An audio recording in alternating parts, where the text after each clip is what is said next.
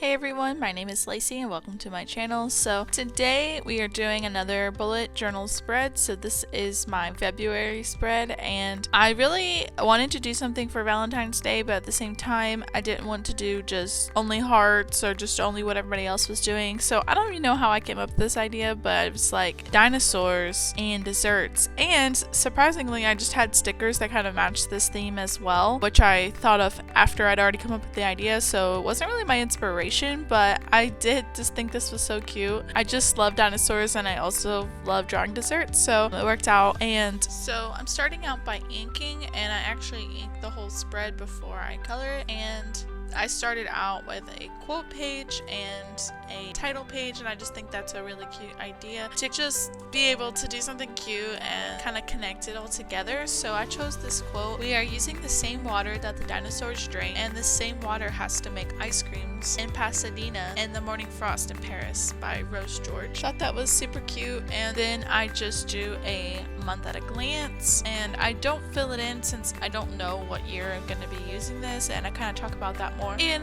my previous videos, so if you guys haven't checked that out, I'll put that in the iCards above. And then I started doing my weekly spreads, so I kind of picked two different, and then I did one on one week, a new idea on the second week, and then back to the first idea and then the second idea, if that makes sense. It was really fun and had some inspiration, which of course I'll put that in the description below if you guys want to see those, that I found on Pinterest. And then some I kind of decided on my own, like making a volcano that had chocolate and sprinkles, and I just thought that was so cute. So I'm not going to talk through the whole thing, I'm just going to let you guys watch it, and I'm actually going to tell you a little bit about the ending since I did something different, and I will see you guys at the end. So bye.